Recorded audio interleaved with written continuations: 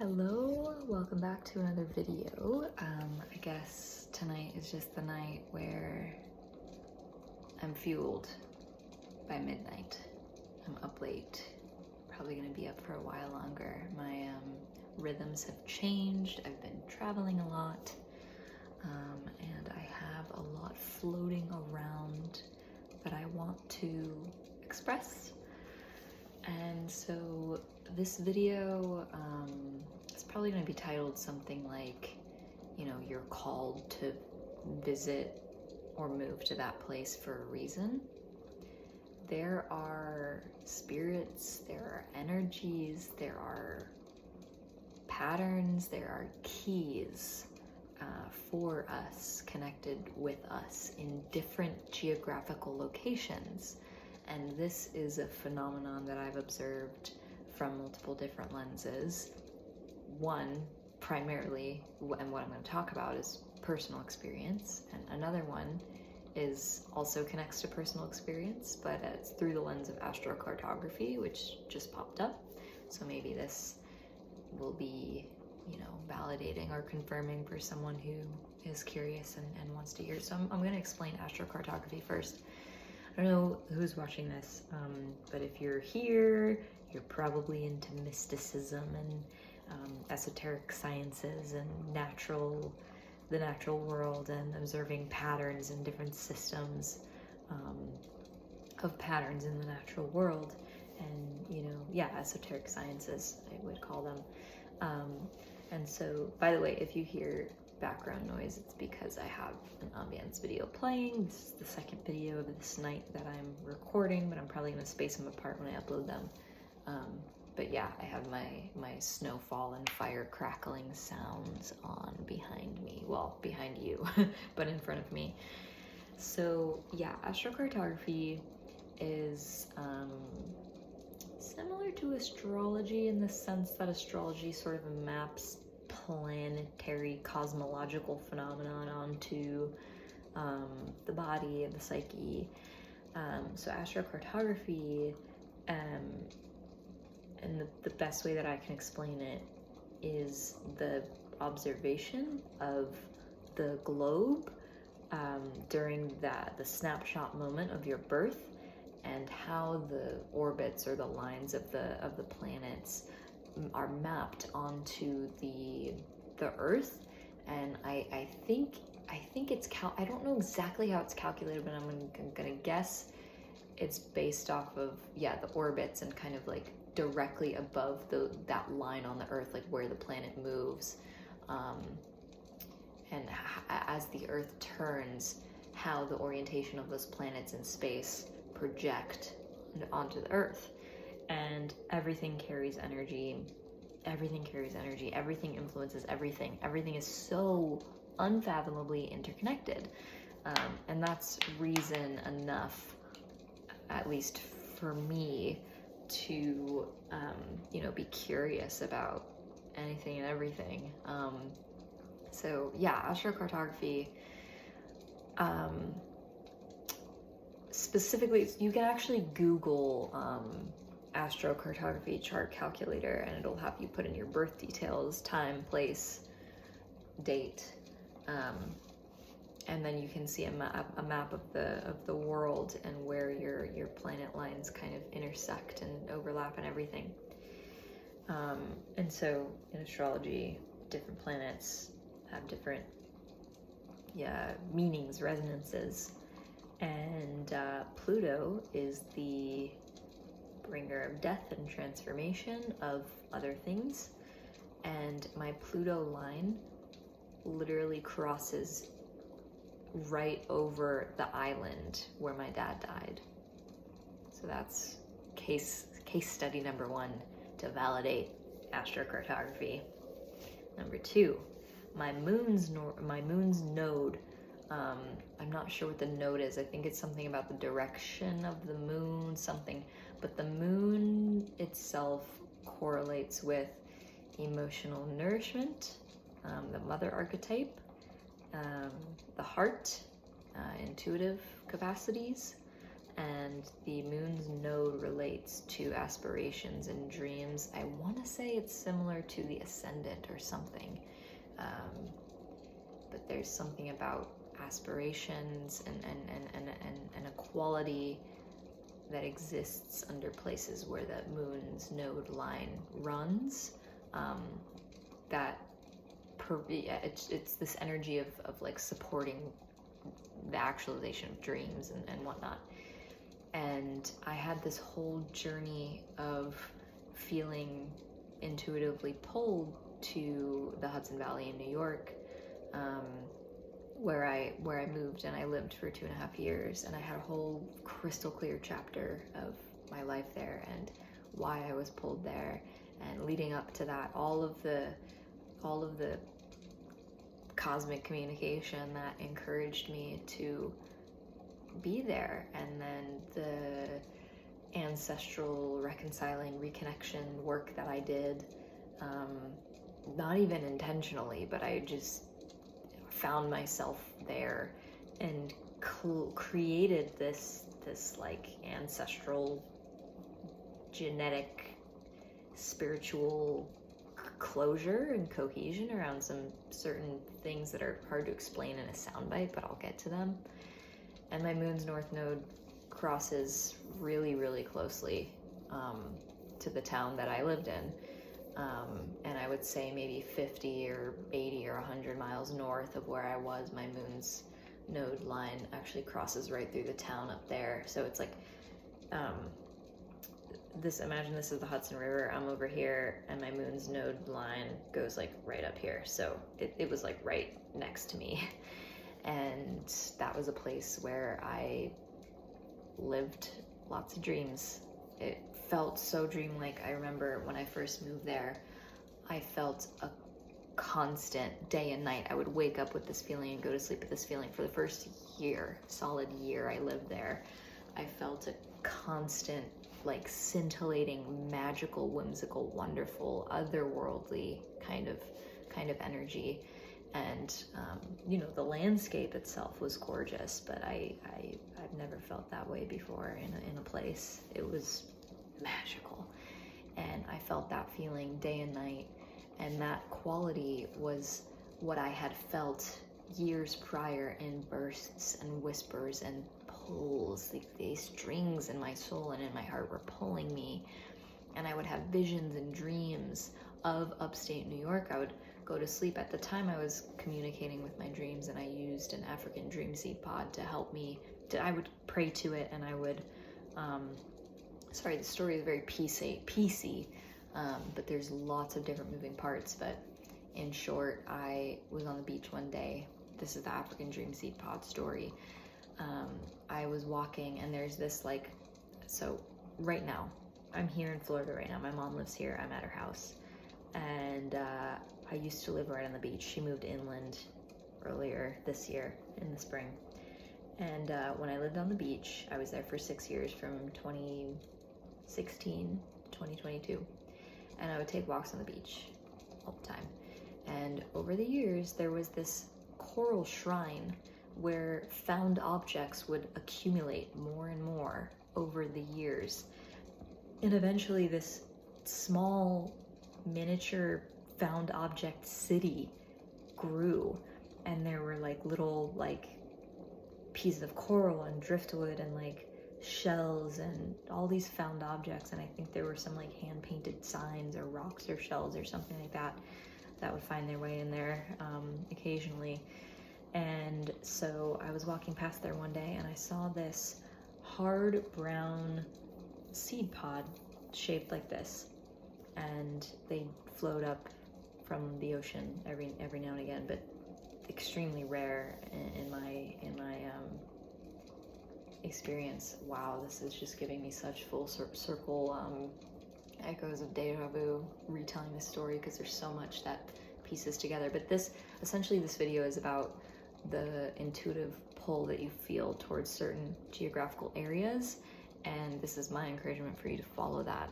And I want to validate that if you feel that pull, it is for reasons, most likely, for significant reasons. So I was on the beach and I found this pod, and my impulse was to take it and pray with it, work with it.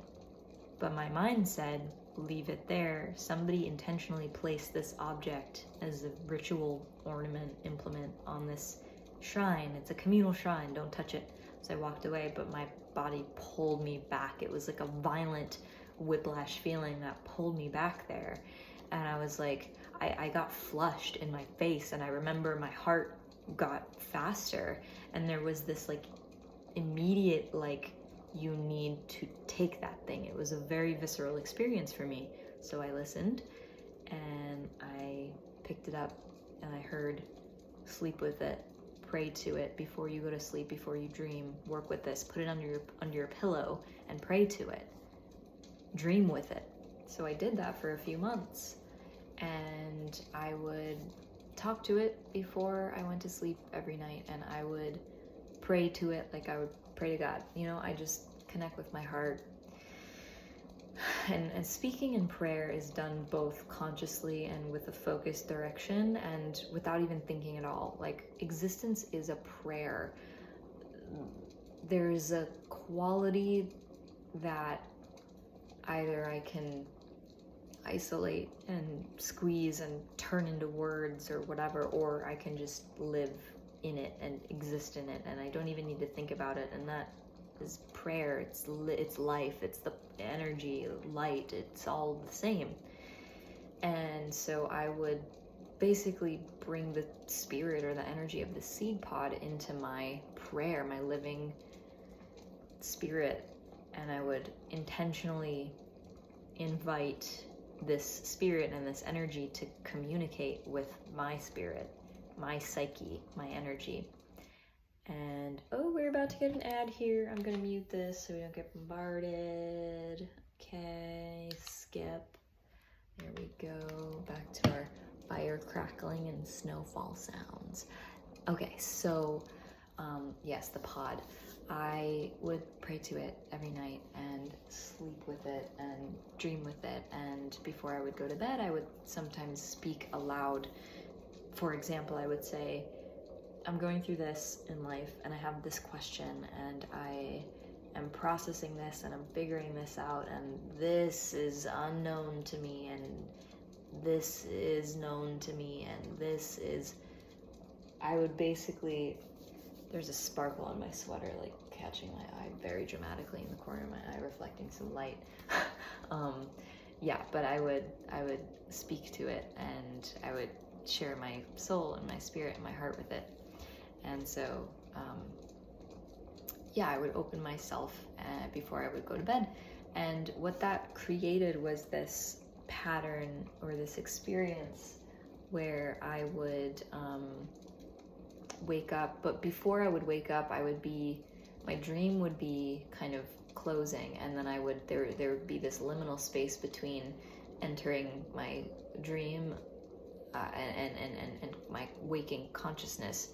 But before I would actually physically wake up, I would be in this space sometimes for a few moments, and usually in that space I would reflect on my dreams. I remember when I had a couple of dreams of earthly landscapes, particularly of red desert landscapes and lush green mountainous landscapes, and southeastern Canada, the border of southeastern Canada, where like Nova Scotia is, which is where my Pluto line is. It goes over Halifax. That's where my dad died. When I was 7 months old, he died in Swiss Air Flight 111. It was a plane crash, very tragic, but you can look it up and it's a real thing. Yeah, so I would have dreams that, like, I had a satellite view of Earth from space, and I could see the, delineations of the land masses of the continents, and particularly North America, and my feet would be in Miami, which is where I am. I'm in Fort Lauderdale, and I was in Fort Lauderdale at the time. And I was having these dreams around 2022. No, sorry, 2020, 2019, 2020. And I would have these pulls and these dreams for about 2 or so years. And at that time, yeah, it was 2020. 2019 is when it kind of began. 2019 was when I began to feel like physically and spiritually pulled to drive up the East Coast to New York. I knew I wanted to take a road trip and drive up to New York. And following that pull, I would have dreams, such as the ones where my feet were in southeastern Florida, and I would literally walk up the East Coast of North America to Canada, and then my satellite perspective was zoomed down to the earth, and I would see these glacial lakes and these absurd like alpine glacial mountains, and I would be driving in the road at night, and I remember one dream I pulled up at a random park, and I asked someone how far away like so-and-so destination was, and they were like, oh, you're just gonna go a little bit that way, whatever. But I was like in another world in those dreams. And as I'm speaking this, I can remember even years prior, I had a couple of epic dreams, which epic dreams are dreams that you can recall with vivid, visceral detail even after years of having them. And I'm a dream girl. I've been having epic dreams since I was 4 years old. I still remember a handful of ocean dreams that I had as a 4-year-old dreams. And I taught myself to lucid dream when I was like 8. And I practiced for a long time, and I had my first one when I was maybe 10, and I've had lots of like unintentional out-of-body experiences doing the dream practices and whatnot, and this has all been a part of my major arcing life, I guess. Anyway, so Canada, I would have these dreams about Canada, and then years prior, like I was saying, I would also have dreams of landscapes that, fast forward, when I would do some kind of scouring, I don't know if that's the word, on the internet, I would just look at a satellite image view of like Google Maps, and I would kind of feel the landscape and zoom into where I felt like energetically pulled to, and I would find parks, I would find places, I would find wildlife, nature preserves, whatever, just sprawling, untouched land. And I would Google image search some of those places, and I remember distinctly that there was this one park in Canada that was created by a meteor or something crashing onto the earth. So it created a round lake, kind of, not a lake, but like a ring of water, and the impacted earth from the meteor or comet or whatever is in the middle of this ring of water, and it's somewhere in Canada. I want to say north of like Montreal or Toronto, or like some, just generally like the eastern like region of Canada. I think, I could be wrong, but I'm pretty sure that I'm right, but I could be wrong. Anyway, this particular park, and I looked up images of it, and the first 2 images of a grassy field and some forest, it's like my soul recognized them instantly. I know this can sound maybe silly to some people, but it was my real experience, and there's a particular resonance that I recognized that matched with my dream and to this place. And then also, you know, later on, I went to have these dreams of Canada. I would have reoccurring dreams of I'm literally walking up the East Coast of North America to Canada, and over and over seeing these glacial lakes and these alpine snow covered mountains. So that was one place that I would dream of consistently in that 2-year period when my soul strings started to be tugged to lead me to where I went on to live in New York, where my moon's node kind of goes over. So another reoccurring dream place area that I would have was of New York. So I remember this one scene in this dream that I had. I was in some backyard. There was an iron garden table and chairs painted white, on this like stone paved little flat area, and the most lush emerald green backdrop of these mountains. And the sky behind it was like gray, like thick gray, with like a rainstorm, but the sun was casting on everything, so everything was glowing and electric. And there were these orange lilies scattered everywhere. Orange lilies, okay?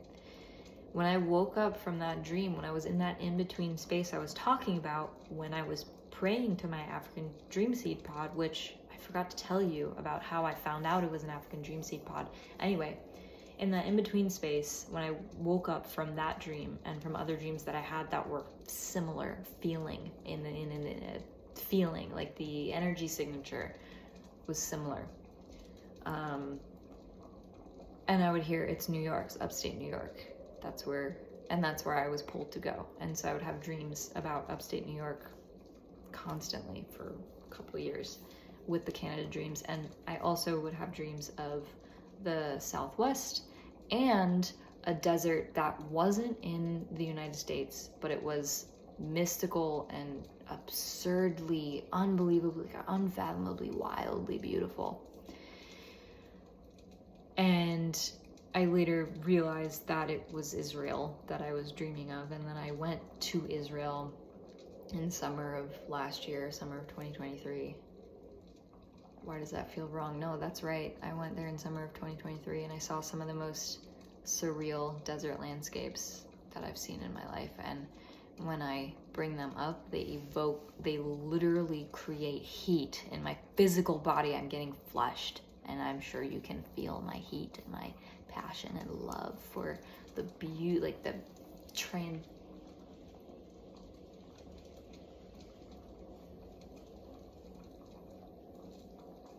I think it's just very windy outside, but there's some interesting. I don't usually hear that much rustling even when it's windy, but that was distinctly, it sounded like someone was like rubbing two palm fronds together, which the wind is doing that right now. It's very gusty. If you open up the weather app in my area, you see the little wind swirl symbols because it's very gusty, but that just was very, yeah, they're really making some music out there. Anyway, Dream Seed Pod, yeah, Israel, just otherworldly beauty, like, oh my god. Yeah, and so that connection made sense to me. And then Southwest, I would have dreams of the Southwest. So I actually had a dream of Shiprock in New Mexico. So when I was dreaming of New York and all these other places, I had a dream that I was hovering over one of the 3 dikes coming off of this ancient volcanic core. And my perspective was like so expanded in my dream. Like, what I mean by that is the visibility in my dream in the landscape was like tens of miles. I was taking in so much in that dream. And I saw this pillar of red rock with these 3 ridges of red earth just shooting off of it like fingers. Like, there was the pillar in the middle, and then these 3 dikes. So like, if you are in space right now and you are looking down at Earth, 1, 2, 3 dikes, and then a pillar coming up from where they all meet. And the dikes are like the Earth's crust pushed together to create this ridge. And I had that dream. And then fast forward, when I was on my road trip to the Hudson Valley in New York, like I had no idea. I'd never been to the Hudson Valley. Well, I had as a child, but I was not, I don't have conscious memories from that time. I was like a baby or something. But it is in my family. And on my dad's side, there is Abenaki Native American ancestry, and the town that I lived in specifically had like In some of the parks, there were like info poster boards about Abenaki culture because they lived there, they inhabited those lands. And that was something that I knew that, you know, was pulling me to go there, is to resolve or reconnect with this ancestral powerful energy and become infiltrated with it. And so I did. So anyway, when I was on my way to New York, I stayed in Vermont for about a month, and I rented out this little room, and I was just exploring New England. I was looking for a place to plant roots for that time, up in the Northeast region, New England, potentially. So I tried out Vermont, and it wasn't for me, but it was one of my stops. So when I was there, excuse me, I was watching a video about like top 20 places to travel in the world. I think it was like 22 places worth visiting in the world. Halfway through, or it was 22 minutes long, but halfway through at, I'm pretty sure it was 11 minutes and some seconds, Shiprock, New Mexico comes on the video. And I look at it and I'm shocked. Not surprised, but like, wow, I'm in awe, because Shiprock, New Mexico is a red rock pillar with these 3 dikes coming off of it, surrounded by flat red desert as far as the eye can see. And I dreamt of it before I had ever known it existed or seen anything like it. I lived in Utah for a little bit, for a year, because I was almost trafficked, and I was literally legally kidnapped and sent to a troubled teen industry facility in Utah, which is like a lawless state where people can get away with, you know, managing abusive institutions like that. That's a side story. It's like a huge side, it's not a side story, it's like a side novel.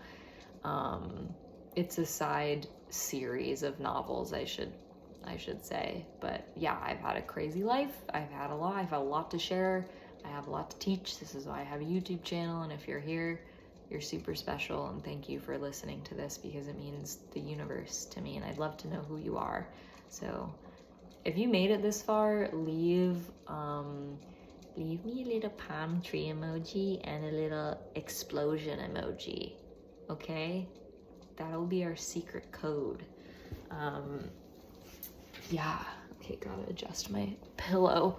So yeah, Shiprock. So I saw it in the video, and it was amazing. And I feel like I need to fix this. Yeah, it was incredible, and it confirmed to me that I was following my right path. I was where I was supposed to be. It validated my intuition so much, because the feelings and the experiences, all, you know, that I had, that I associated with these dreams and whatnot, were, you know, they became so validated to me when I saw that, you know, video of Shiprock, New Mexico. So because I've lived through this, I want to encourage you, if you feel the pulls, like, you know the voice of your intuition. I know you know the voice of your intuition. Maybe you, I mean, if you're here, I feel like you're the type of person who probably already follows it, like, fully, and you don't need to question it or anything. You have like a solid relationship with it. But if that's not the case, then, you know, please let this story be encouragement for you to honor your intuition, follow, for it to be validated. So yeah, that was like the first, one of the major encouraging experiences that I had, that reified this sense that pulled me to New York. So rewinding the story of how I discovered that the African Dream Seed Pod was what it was. So I was working with it for a couple of months, right? And I started dating this guy, and we were on FaceTime one time, and I told him about what I was doing with this pod, and he was like, you know what that is, right? I was like, what is it? He's like, that's an African Dream Seed Pod. People use it for lucid dreaming and, you know, dreaming and things like this. And I just saw like an orb, a little spirit. Sometimes when I get in these focused storytelling, energetic tuning in, following the threads, like these mystical sharing spaces, my psychic senses start to turn on a lot. Sometimes I actually need to turn the volume down because it's too much, and I'm not trying to talk to all the spirits everywhere, but I do see and feel, I feel almost like energy kind of, it like condenses. It's like I feel forms. I'm very spatially sensitive in a lot of ways, and I feel energies around me condensing, and I see in my mind's eye almost colors or like shades or shadows to these feelings, and it's like energy is gathering around those areas. And sometimes I see orbs, lights shooting through my periphery or shooting right in front of my face. And I think they're spirits. I think they're nature spirits. I think they're spirits who are listening. I think they're spirits who are excited. And I think some of the spirits are spirits who just don't know how to communicate, or sometimes they're, you know, like some people when they get really excited, they're so loud and you need to tell them to quiet down because it hurts your ears. And I'm the same way. I hear and I feel so much, and when I get in these spaces, I need to say, like, just, okay, be patient, please, with me. Like, don't stop yelling at me, basically, because that's, to me, it's really funny, because some people will watch this and think that I'm insane, which is fine. But the people who get it, and that's the only thing that matters. But I just think it's really ironic and funny that I'm saying, stop yelling at me, and there's like no noise. There's no noise. But for me, my psychic tendrils are very alert and on, and so I'm aware of all of these things. So it can be challenging for me to focus sometimes. But drawing it back in. So yeah. Your pull to the place that you feel pulled to is so valid, and you have my encouragement to go follow that. Yeah, so another thing that was really validating for me, and such an omen that gave me the encouragement to pursue this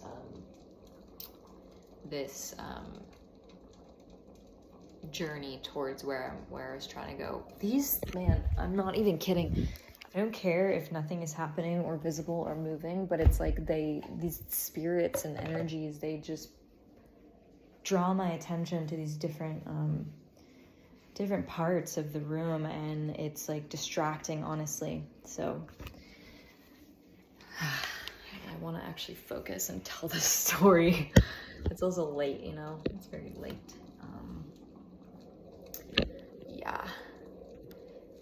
So the last story that I'll share, and then I'll kind of end it, is of the virgin tiger moth wing. So once upon a time, when I finally left on my road trip to pursue this soul pull that I felt towards New York, as we've established, I was in North Carolina, and I have a lot of connections there. So I was there for maybe 3 weeks, staying in different places. And I was at this gathering one time on a beautiful property overlooking like a little stream, river, like valley, where like mountains kind of converged and created this valley with like a stream going through it. And if my memory is not failing me, but that's what it was like a mountain valley in the backyard of this like scenic event and community space. And I was sitting next to this girl, and she found like a beautiful dragonfly wing. And earlier I had found a virgin tiger moth wing, but at the time I didn't know what it was. It was just this beautiful, you should Google it, look it up, virgin tiger moth or eastern tiger moth. It's this beautiful wing of a moth, and it's got like a black border and these black striations in a particular pattern. And there are like chambers or sections of the outlines, and then the base color is kind of like a creamy, yellowy color. So I held on to that wing, and I took it as an omen because, rewind, before I left on my journey, I was going through this transitory phase where I had just endured a lot of loss at once. And I described that time in my life as it was just me and God. Now, looking back, you know, I realize it's always been just me and God. But that was the first time that I really was blasted into confronting God and talking with God and honing my unique intuitive communication tendencies and patterns. And I would put out prayers and ask questions and communicate just the same way I did with my African Dream Seed pod. And I would do it to nature, and I would spend hours, days on end in this one. Hi, sorry about that. My phone ran out of storage, so I'm on my laptop and I'm gonna just piece these together. But what was I saying about where I used to live? Yeah, this park. I would go to this park and I would communicate and ask for signs and ask for, you know, communication, and I would open myself and share myself, as I was saying, the way that I did with African Dream Seed Pod. And I would just start picking up on patterns in nature, and the way that within the same instance of me sending out a prayer, or even having the beginning of the thought of a specific prayer, seeing the way a bird would swoop right in front of me, or a moth would swoop in front of me, or dragonflies, you know, in the direction that they would swoop, and the quality of their flight. Was it sharp and fast? Was it going in a particular direction, ascending or descending? Was it in my peripheral? Was it in my vision? Was it, you know, happening alongside me while I was walking? Would it be going in a different direction? It's like all these patterns in the natural world I would observe, I would communicate with, and I began to experience this language of how God would communicate with me through nature. And there was one point where, after these losses that I went through, I was in such a desperate, painful state, so much grief, 2 friendship betrayals, a romantic breakup, my uncle dying, my cat dying, one of my cats dying, and then that was all between January and April, and then in May my guitar got stolen from my car. So it was like all of this stuff at once. And then I left for my trip in July or June. I think it was July. Yeah, it was July. So anyway, I would communicate, and a lot of what I would receive feedback from would be winged creatures. So that became a very personal omen for me. Winged creatures, feathers. And, you know, feathers are such a universal, popularized symbol, but my point is that I developed my own relationships with these things. So the colors, the forms, the textures, the ways that these things would show up, all signified very specific, nuanced, subtle, differentiating qualities to me.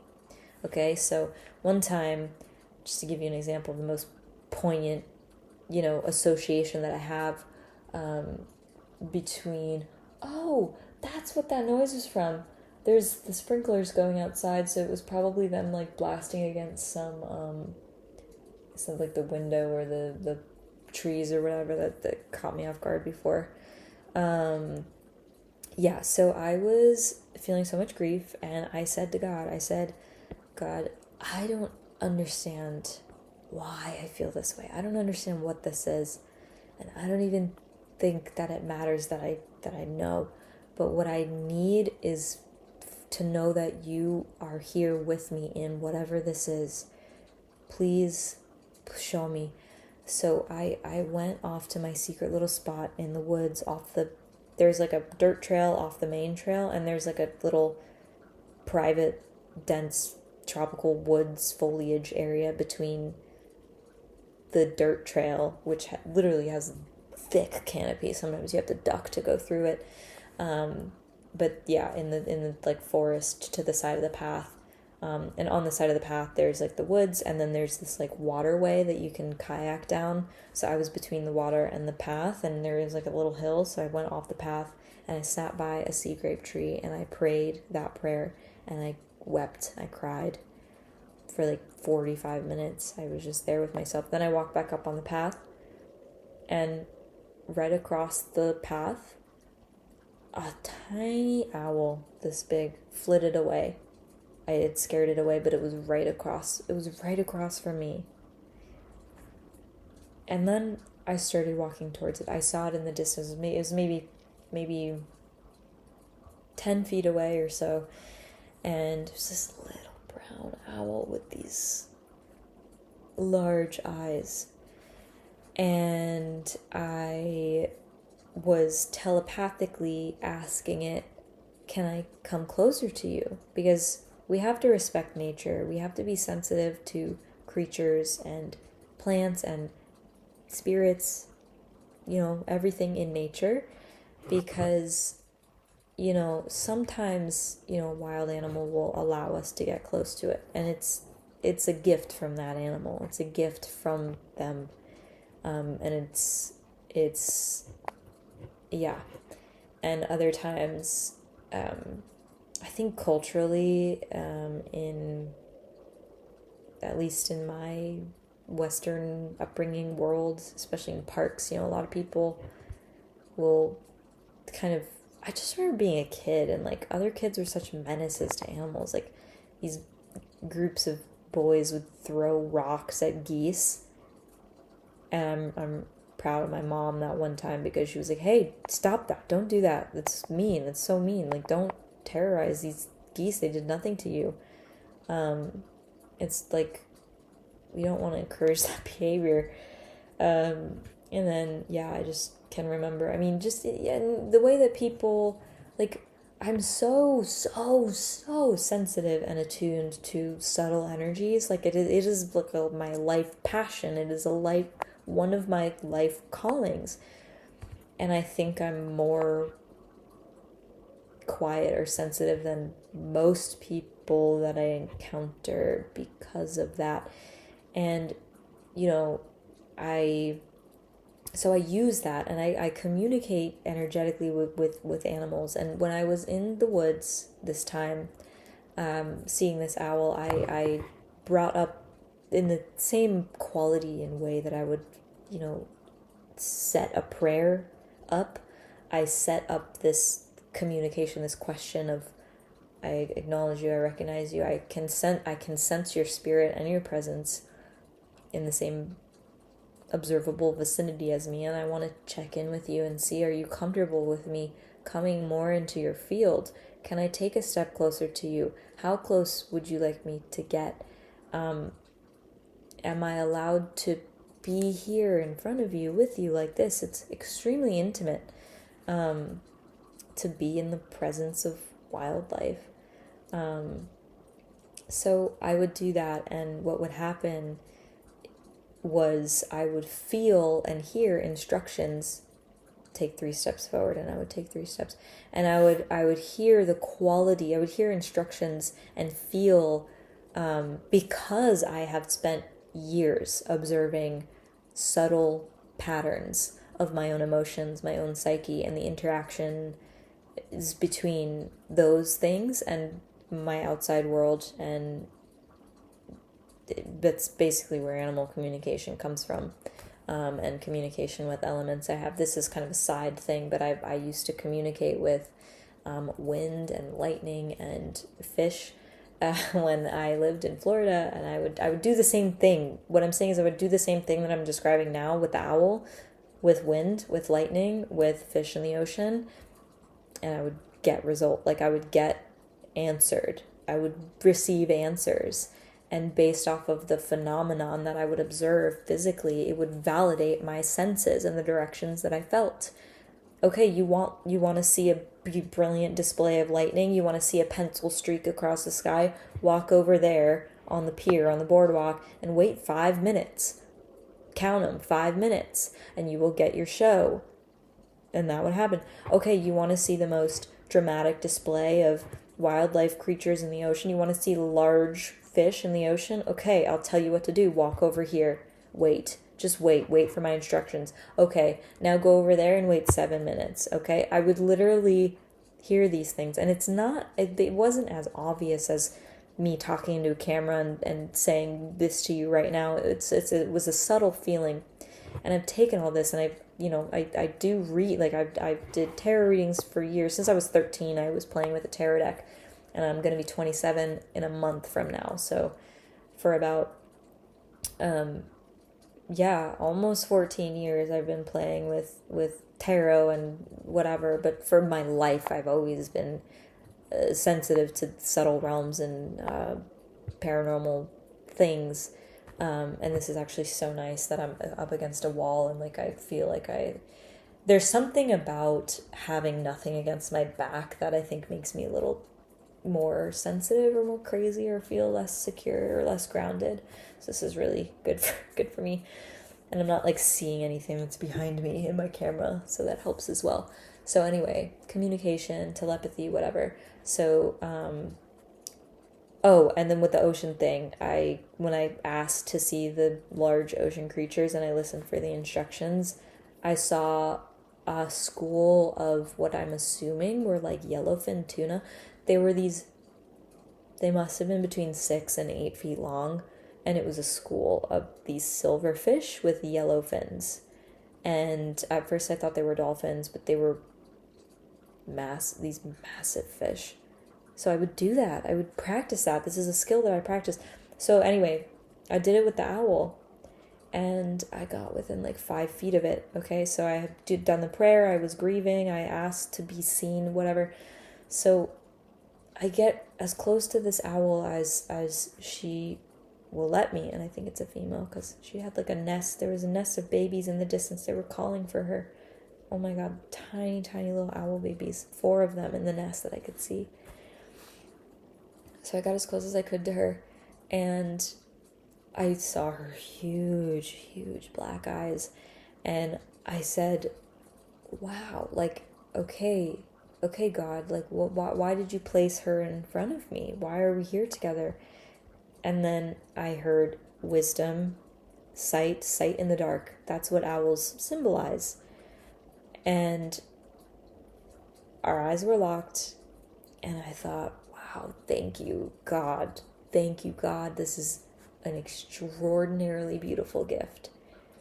So we locked our eyes, and I started bawling. I started to cry, and I was like locked in with her eyes while I was crying, and she held me there. And as soon as I felt the catharsis and the relief of being seen like I had prayed, she flew away. And so that is one of the most significant stories that drove the roots of my spiritual connection and appreciation for winged creatures in. So fast forward, I'm in North Carolina. I find this wing. I don't know what I was going to say what instrument it belongs to. I didn't know what insect it belonged to at the time. God, I'm remembering so many details as I'm talking. This is such a layered story. So if you're still here, thank you so much for being here. Yeah, I feel like when I don't know if I'm whatever. When I get more popular on YouTube and more people start to get drawn to my work, I'm gonna send them to this video and they can watch it and whatever. I feel like not a lot of people are gonna make it through the length of this in the beginning, but like I love a good long format video from like a creator that I connect to deeply. So I know that the right people are gonna love this. So if you're here, we made it. We're here. That's amazing. So I had this wing, and fast forward, I put the wing in the back of my phone, whatever. This was maybe like 2 or 3 weeks after I found the wing. I was staying at somebody else's house in North Carolina, and I had the house to myself because the hosts and the people who lived there, they were all away. And there was a summer storm impending. And I remember actually a few days prior to that, I had prayed for a thunder and lightning storm where I could view the lightning as close as humanly possible while staying safe. And I wanted to feel the vibrations of the lightning. I wanted to see it right there. I wanted to like touch noses with it, but remain safe at the same time. And I wanted to have the privacy of experiencing it, with myself in that just that safe, personal space. So a couple days later, the storm appears, and I was on a balcony of this house, and the lightning must have been striking like the neighbor's house or so. It was like that. And then I cried and I thanked God, and I was reveling in the beauty and splendor of the power of lightning. I freaking love lightning. I love lightning so much. I love lightning so much. Yeah. So, that happened. And then I think it was that same day, or like the days are kind of a blur, but I stayed at the house for a couple of days. But I was like that day. Yeah, it was that day. I think it was that day. I was on my phone on Pinterest, and I have a board on my phone of like these intricate, vibrantly colored moths. And on my Pinterest, I see a picture of a virgin tiger moth with matching wings to the wing that I had found. And I was like, what? After all this time of having this Pinterest board, now a tiger moth appears on my main feed. And I have so many other things on my Pinterest. So I clicked on it and I investigated. And it's a tiger moth, okay? There are different types of tiger moths. So I looked at the striations of the wing that I had, and I looked at different species of the tiger moth to count the lines and to visually compare what wing is the same. And I found that it was the eastern tiger moth, or the virgin tiger moth. Okay, and you know where this moth is native to? It's native to the places that I had been having dreams of. Okay, let me actually just look it up right now. It's like east of the Rockies and like northeastern United States. Let me just see here. Virgin tiger moth. So the wing that I found was the top wing, the like beige and the black one. Yeah. That's what it looks like. So I found the wing of that in North Carolina, and they don't really live in North Carolina. Typically, they're rare in North Carolina. Virgin tiger moth habitat.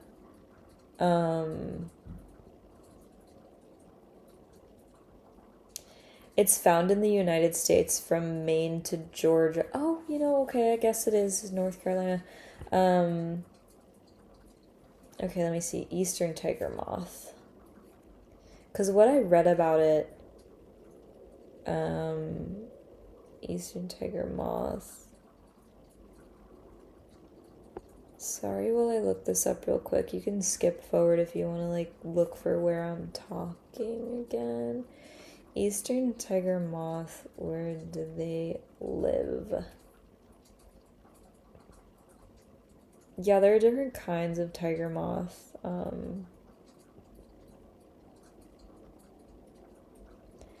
Okay, well, this one is giving me a different kind of moth, but it said that they're found in Canada. Oh, wait, never mind. Okay, so anyway, I'm not gonna... Actually, there was one other thing. When I searched virgin tiger moth, one of the suggested texts was spiritual meaning, so I just want to actually look that up and see if it's relevant to... The tiger moth is a symbol of transformation, intuition, and subtle power. That is so special and true. I can't believe we're here. Okay, that's mirrored. I'm gonna have to mirror this video when I post it. Oh my god, come on. There you go. Okay, there you go. This is just how it works, okay? This is how it works, okay? So, tiger moth, when I looked it up, it said east of the Rockies, and northeastern US and Canada is where it was native to when I looked it up at the time. But now it's saying different things, and I guess it is in North Carolina, but I also read somewhere that it's like rare, not in the north. It's like rare, more rare further down south. That could be the case, but maybe they didn't say.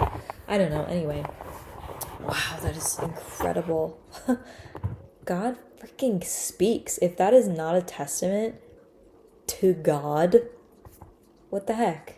What the heck? I mean, if you are struggling to find faith, then please take light in this story. I still have doubt that creeps into my mind, but I'm at a place now where I like literally like crack a whip at it, and I'm just like, you have no place here. You have no place in my spirit.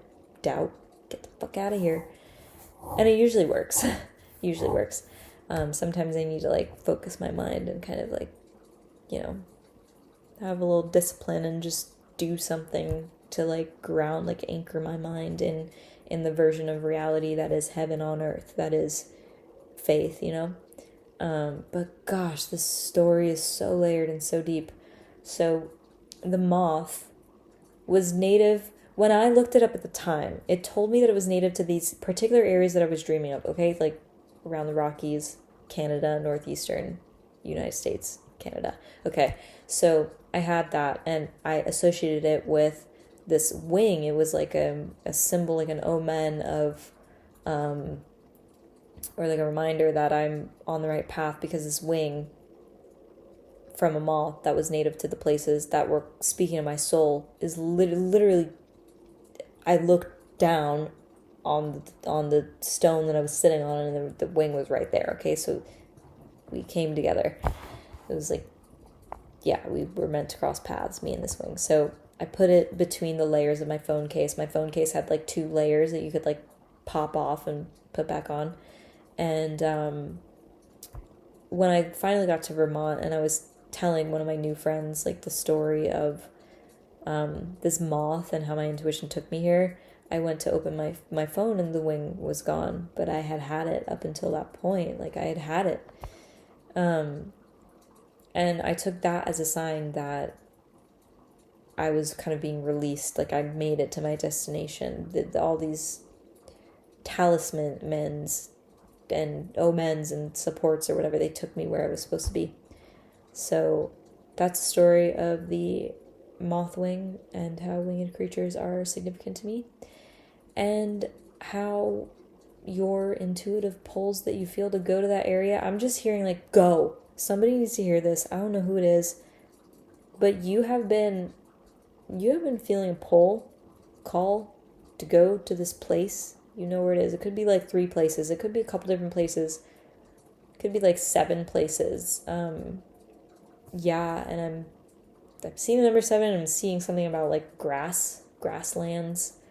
And now I'm being reminded of Africa. I had a thing. It was interesting. When I was 8 years old, we had a homework assignment. If you had a superpower, what would it be? And 8-year-old me wrote, if I had a superpower, it would be to fly. I would fly to Africa because Africa is hot, and I think it would be a nice place to have a baby. Okay? So, and that's obviously a generalization because Africa is a massive continent, and some parts of it do get wintry cold-ish. Yeah, it depends where you are. But yeah, so I wrote that when I was 8, and I drew a picture of a freaking phoenix and a snake. Super esoteric. 8-year-old me. Anyway, yeah, and now I'm gonna be in Africa in 2 weeks. That's insane. I'm going to Benin for this like cultural collaborative African dance access syllabus thing. It's a whole thing, which I can share more about. But 8-year-old me had a premonition about going to Africa for some. And I've been to Africa already because I've been to Israel. But I just think that's another, overlapping. It's like these patterns. They happen, and they're like railroad tracks that sprawl out and splay out in front of you, and it's like your only job is to pay attention, because all the answers, all the information is right in front of you. And if it's not obvious, it's like, okay, you just chill where you are, you know what I mean? When I got to Vermont, all of the like signs and synchronicities and like communication with animals and nature and God and everything, it quieted down a lot, and I took that as a meaning that, I can chill here. So that's why I stayed for like a month. Anyway, so yeah, someone needs this encouragement, like, go where you're called. Oh my God, and I forgot to tell the story about my ancestry in New York and why I was driven there, but long story short, during the eclipse, like April eclipse this year in 2024, I was doing, long story short, did I say that already? I don't know, I'm getting tired. It's 12:23 in the morning. And I've been talking for like an hour. And I can tell this story more in depth another time if it's like highly requested or if I feel inspired to do it. But I basically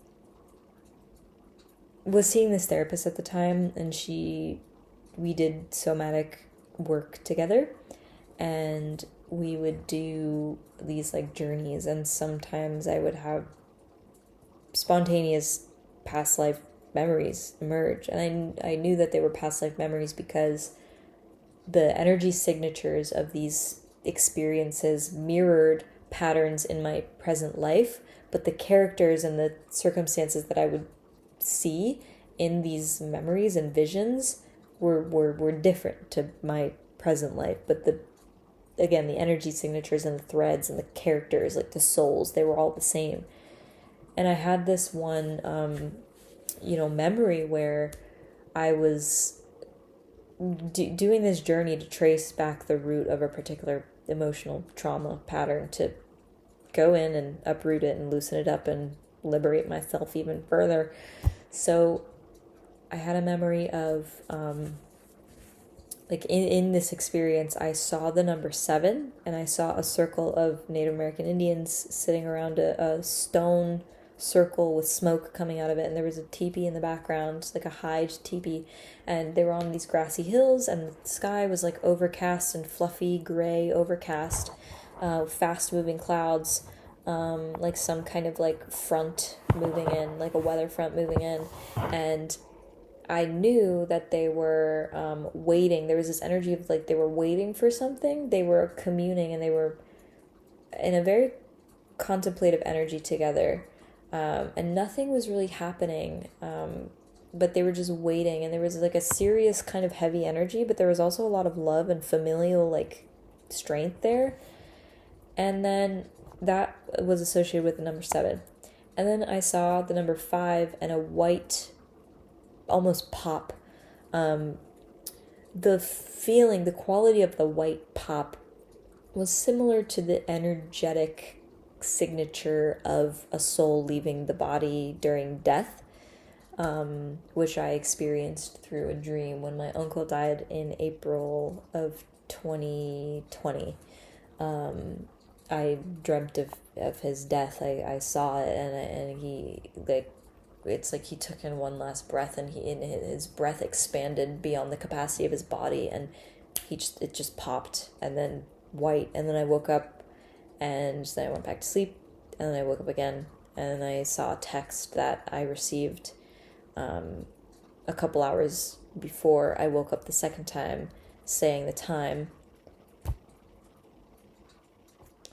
What is it that you do? You like do something. I know there's some hand symbol that like the that is so funny. The pop. I'm talking about pop, and then these balloons come. I'm not making this up, bro.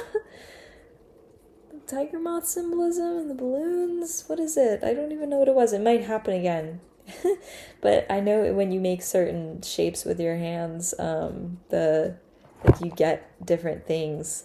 Oh my god, I can't believe it. I mean, I can believe it, but this is exactly what I'm talking about. This is like a perfect real-time example of God, intuition, communication, all this. This is so rich and so good. This is probably my favorite video that I've ever recorded, and I hope that it just reaches everyone who needs to see it. Because I love this. If I followed me on YouTube and I was one of my favorite creators, this would be one of my favorite videos because it's so, like, fundamentally significant to who I am and to how my gifts operate. So anyway, the death that I saw with my uncle Steve, he breathed in until his spirit popped out of his body, popped like a balloon. And then there's this energy of like white and like stillness and silence. It's like a silence so loud you can hear it. And if you've ever spiritually or energetically experienced death, I'm actually curious what it was like for you. And I'm certain that there are so many different qualities of death, but this is just like one energy signature of how death can appear. I'm just like, how do I recreate this? I don't know. Whatever. Yeah, so in the, what was I even going on about? Yeah, Native American. So I saw the number 5 in this past life spontaneous memory while I was going through this somatic journey, and allowing these visions to come up while I cleared energetic emotions and attachments or whatever, patterns and stuff. So yeah, 5, and then that white blank, it was like a pop, and I knew that there was death, and I think that there was like murder, it could have been like massacre or whatever, but I just saw this white blank death, and the white was vibrating with the quality of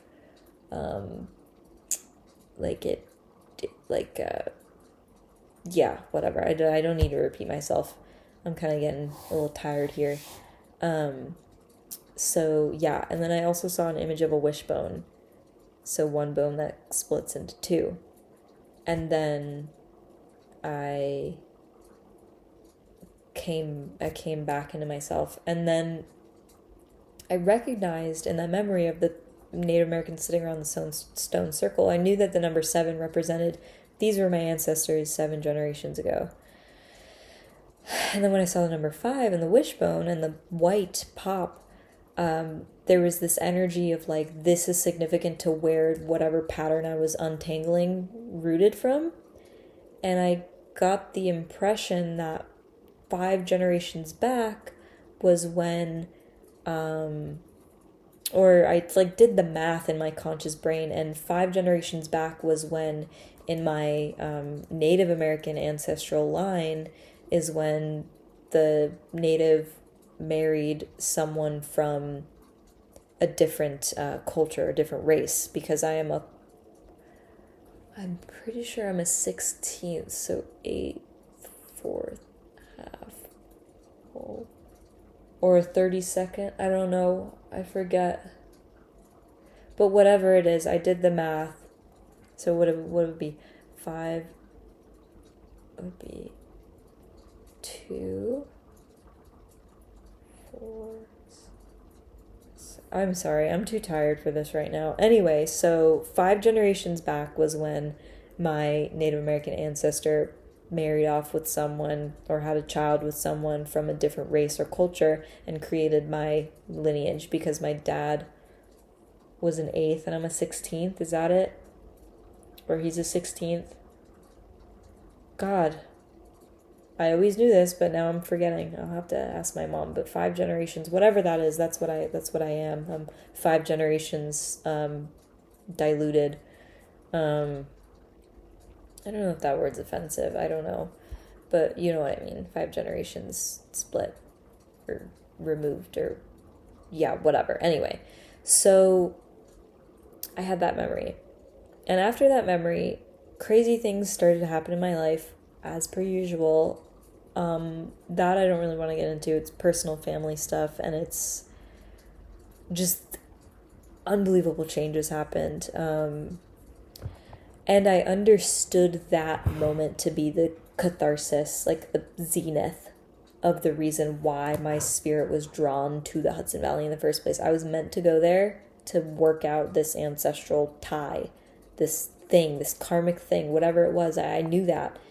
And once I did it, my mind was just so clear, and I heard, "You're ready to leave."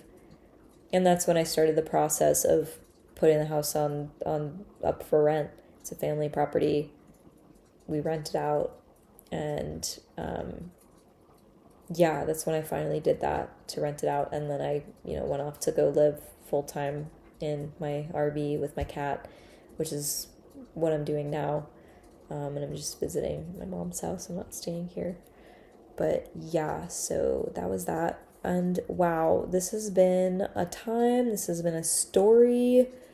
I'm impressed if you stayed for this long, and I love you so much, and think, wow, whoa, my eye coming out of my hair there was really insane. Yeah, thank you for being here. I'm so glad I told this story, and now it's out. This is awesome. This is so awesome. Life is great. I'm excited. Oh, I'm so excited to share more. I have so much to share. I have so much to share. Okay. Bye. Check out the description caption for more info on my offerings, how you can support me. If you want readings, I don't know if I'm going to be offering readings by the time that you're watching this. But whatever I'm offering, I mean, I'm on Instagram, I'm on YouTube, whatever. You can just send me a message, and if you're interested. And yeah. Okay. Bye. I am still gushing over the freaking symbolism of the Virgin Tiger Moth. It's literally exactly what I was explaining. But one thing that I forgot to mention is when I prayed for that lightning storm and I found the Virgin Tiger Moth on my Pinterest and learned where it was from, which apparently it's not, I don't know. But anyway, at the time, like I said, that's where I learned it was from. And when I was in my car later that day after the lightning storm, I heard Taryn in my mind. And I was like, that sounds like a name. So I Googled the name Taryn, and I spelled it with different variations, different vowels, whatever. And the name Taryn, Taren, the meaning of Taryn, it's a Celtic name, or a Gaelic name. And it means thunder. It means thunder, okay? So the storm I prayed for happened. The thunderstorm I prayed for happened. And then hours later, I went in my car to go, buy mac and cheese. Honestly, it's probably what I was doing. Pretty sure I remember that was what I was doing, because there's no comfort and excitement on earth quite like I'm going to the grocery store on a rainy day to buy a box of mac and cheese to freaking cook it. Yeah. That was memorable.